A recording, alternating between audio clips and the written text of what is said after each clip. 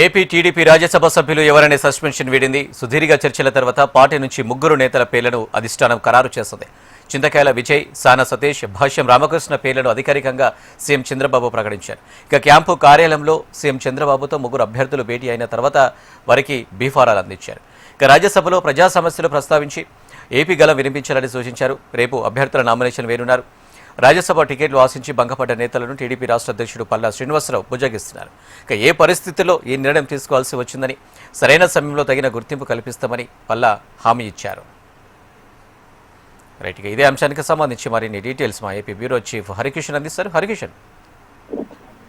Thank you Anil and good morning. ముఖ్యంగా రాజ్యసభ అభ్యర్థులకు సంబంధించి ఇంతవరకు కూడా కొనసాగుతున్నటువంటి సస్పెన్స్ కి గత రాత్రి తెరపడింది. ఎట్టకేలకు అధిష్టానం 3 పేర్లను అయితే అధికారికంగా ప్రకటించింది. ఈ నేపథ్యంలోనే రాజ్యసభ స్థానాన్ని అనేక మంది కూడా ఆశించారు. ప్రధానంగా అధినేత వద్దకు వెళ్లి తమ విజ్ఞప్తులను కూడా ఇవ్వడం జరిగింది. కానీ అనేక సామాజిక రాజకీయ అంశాలకు సంబంధించి పూర్తిగా పరిగణలోకి తీసుకున్నటువంటి అధిష్టానము సానా సతీష్ ఆల్రెడీ రాజ్యసభ సభ్యునిగా కొనసాగుతున్నటువంటి పరిస్థితి ఉంది. జూన్కి ఈయనది పదవీ కాలం కూడా ముగిస్తోంది. 2024లో ఈయన రాజ్యసభ సభ్యునిగా బాధ్యతలు తీసుకోవడం జరిగింది. అయితే సానా సతీష్కు సంబంధించి ఇటు రాష్ట్ర ప్రభుత్వానికి కేంద్ర ప్రభుత్వానికి మధ్య వారధిగా పనిచేస్తున్నారు. అలాగే సెంట్రల్కి సంబంధించినటువంటి అనేక కార్యక్రమాల్లో కూడా రాష్ట్ర ప్రభుత్వానికి అలాగే పెద్ద ఎత్తున చేయూతను అందించేటటువంటి ప్రయత్నం కూడా చేస్తున్నాడు. పెద్ద ఎత్తున లాబింగ్ చేస్తున్నటువంటి పరిస్థితి కూడా ఉంది. అంటే ఉద్యోగ ఉపాధి అవకాశాల కోసం ఏదైతే పరిశ్రమలను తీసుకొని వచ్చేటటువంటి ప్రయత్నం కానీ, లేదా వివిధ శాఖలకు సంబంధించి కేంద్ర ప్రభుత్వం నుంచి వచ్చేటటువంటి గ్రాంట్స్కి సంబంధించి కూడా పూర్తి స్థాయిలో పనిచేస్తూ రాష్ట్ర ప్రభుత్వానికి మేలు కలిగించేటటువంటి ప్రయత్నం చేస్తున్నటువంటి నేపథ్యంలో ఆయన పైన నమ్మకం ఉంచినటువంటి టీడీపీ అధిష్టానం మరొకసారి సానా సతీష్కి అవకాశం కూడా కల్పించింది. సానా సతీష్ ప్రస్తుతం ఆయన కాపు వర్గానికి సంబంధించినటువంటి ఆ కాపు కమ్యూనిటీకి సంబంధించినటువంటి వ్యక్తిగా కూడా ఆ రాజకీయ సమీకరణ అలాగే సామాజిక సమీకరణాలు కూడా ఉపయోగపడుతున్నటువంటి నేపథ్యంలో టీడీపీ అధిష్టానం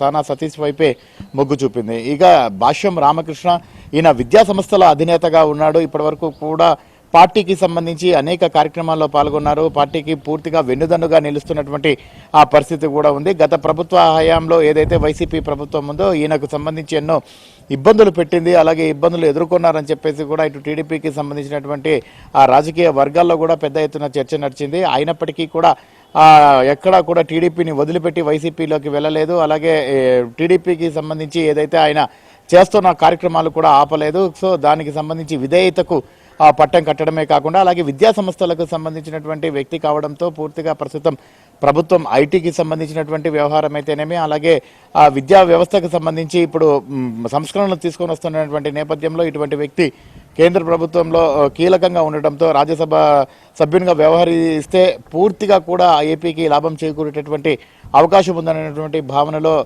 ఇటు భాష్యం రామకృష్ణ కూడా అవకాశం ఇచ్చినట్లుగా కూడా టీడీపీ వర్గాలు చెప్తున్నటువంటి పరిస్థితి కూడా లేకపోలేదు. ఇక చింతకాయల విజయ్ ఎవరైతే ఈయన ప్రస్తుతం టీడీపీకి సంబంధించినటువంటి పార్టీ రాష్ట్ర ప్రధాన కార్యదర్శిగా కొనసాగుతున్నారు. అలాగే తెలుగు యువతలో కూడా ఈయన అధ్యక్షునిగా, తెలుగు యువతకు సంబంధించి కూడా అధ్యక్షునిగా కూడా కొనసాగారు. ఈయన సోషల్ మీడియాలో చాలా క్రియాశీలకంగా ఉంటాడు. ఆ వింగుకు సంబంధించి కూడా మొత్తం చూసుకుంటాడు. అలాగే యువతకు సంబంధించి కూడా పెద్ద ఎత్తున మోటివేట్ చేయడం, అలాగే వారికి వెన్నుదన్నుగా నిలబడడం కూడా ఆ పార్టీకి సంబంధించినటువంటి ఆ లాయల్టీ ప్రదర్శించడం కూడా ఇప్పుడు ఆయనకు కలిసి వచ్చినటువంటి అంశంగా భావిస్తున్నారు. ఈయన బీసీ వర్గానికి చెందినటువంటి ఆ వ్యక్తి కావడంతో ఒక సామాజిక సమతుల్యత పాటించినట్లుగా కూడా ఇప్పుడు పెద్ద ఎత్తున వార్తలు వస్తున్నాయి. మరోవైపు కంప్లీట్గా కూడా ఏదైతే ప్రస్తుతం ఈ నేతలకు సంబంధించి ఇప్పుడు ఎన్నిక కాబడ్డారో వీళ్ళందరూ కూడా యువనేత లోకేష్కి సంబంధించినటువంటి మార్క్ రాజకీయం కనిపిస్తోందని చెప్పేసి కూడా ఇటు పార్టీలో పెద్ద ఎత్తున చర్చ నడుస్తుంది. ఎందుకంటే ఇంకా భవిష్యత్ అంతా కూడా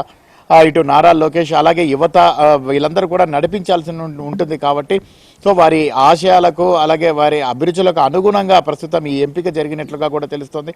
యువత అవకాశం కల్పించాలి కాబట్టి రాజ్యసభ లాంటి పెద్దల సభలో ఖచ్చితంగా ఆంధ్రప్రదేశ్కు రావాల్సినటువంటి హక్కులు సాధించుకోవాలి. అలాగే ఏదైతే కేంద్ర ప్రభుత్వం నుంచి లాబింగ్ చేసుకోవాలి, అలాగే రాష్ట్ర ప్రభుత్వానికి రావాల్సినటువంటి ప్రతి నిధులను కూడా సంపాదించుకోవాలంటే ఖచ్చితంగా బలమైనటువంటి మాట్లాడే తత్వం ఉండాలి. అలాగే లాబింగ్ చేసేటటువంటి సిస్టమ్ ఉన్నటువంటి వ్యక్తులను చూసుకోవాలన్నటువంటి విధానంతో ఇటు రాజకీయ సమీకరణాలు అలాగే సామాజిక సమీకరణాలు ఇవన్నీ కూడా దృష్టిలో పెట్టుకొని ప్రస్తుతం ఈ ముగ్గురిని ఎంపిక చేసినట్లుగా కూడా పార్టీ వర్గాలు చెప్తున్నాయి.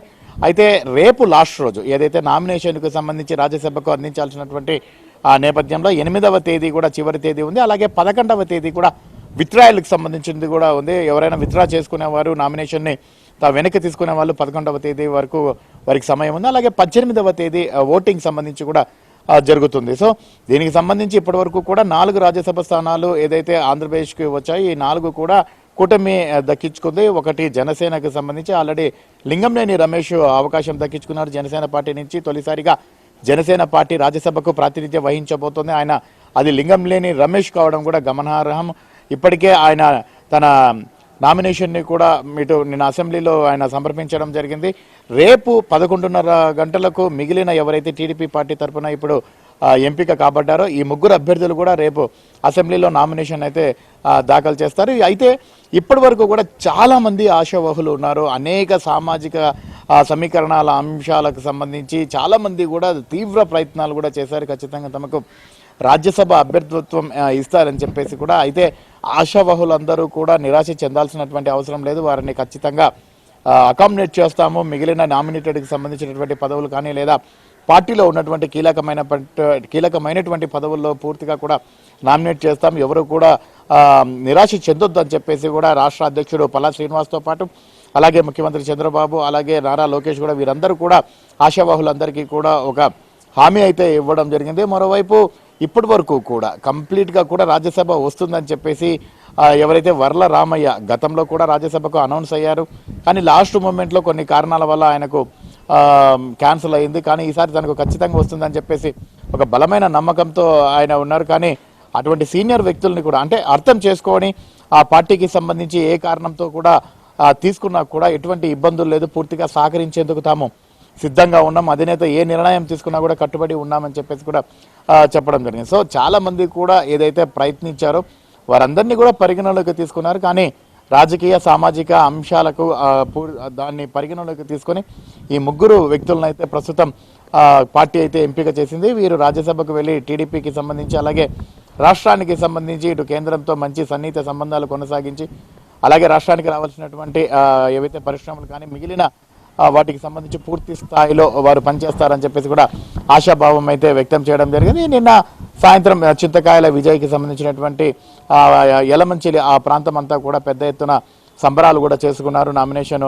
వేసేటటువంటి నేపథ్యంలో. అలాగే భాష్యం రామకృష్ణకు సంబంధించి చాలా వరకు కూడా కొంచెం ఒక కన్ఫ్యూజ్గా జరిగింది. అంటే ఆయనకు మళ్ళీ టికెట్ ఇస్తారా ఇవ్వరా అన్నటువంటి ఒక మీమాంసలో ఉండి లాస్ట్కి ఫైనల్గా ఆయనకే టికెట్ ఇవ్వడంతో వారి అభిమానులు కూడా పెద్ద ఎత్తున బాణసంచ కాల్చి సంబరాలు కూడా చేసుకోవడం జరిగింది. అయితే సానా సతీష్కి ఆల్రెడీ రాజ్యసభ మెంబర్గా కొనసాగుతున్నారు. ఆయనకు మళ్ళీ ఎక్స్టెన్షన్ ఇచ్చినటువంటి నేపథ్యంలో ఆయన అభిమానులు సైతం కూడా పెద్ద ఎత్తున సంబరాలు చేసుకున్నారు. మొత్తానికి మాత్రం ఈ ముగ్గురిని కూడా ఎంపిక చేసి కంప్లీట్గా కూడా పార్టీ ఒక స్పష్టమైనటువంటి నిర్ణయాన్ని ప్రకటించినట్లుగా కూడా కనిపిస్తోంది. ఎవరైతే కూడా అంకిత భావంతో పనిచేసేటటువంటి వ్యక్తులకు అలాగే కష్టపడి పనిచేసేటటువంటి వ్యక్తులకు ఎటువంటి అంటే లాయల్గా పనిచేసేటటువంటి వ్యక్తులకు క్రమశిక్షణతో పనిచేసేటటువంటి కార్యకర్తలకు నేతలకు గుర్తింపిస్తామన్నటువంటి ఒక సంకేతాన్ని అయితే పంపించినట్లయింది. ఇప్పటికే ముఖ్యమంత్రి చంద్రబాబు క్లస్టర్ ఇన్ఛార్జీలకు సంబంధించినటువంటి మీటింగ్లతో పాటు అన్ని కంప్లీట్గా కూడా స్పష్టమైనటువంటి విధానంతో ముందుకు పోతున్నటువంటి నేపథ్యంలో తాజాగా రాజ్యసభకు సంబంధించినటువంటి అభ్యర్థుల ఎంపిక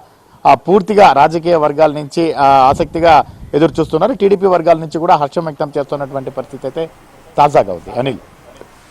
రైట్ హరికిషన్, థ్యాంక్ యూ.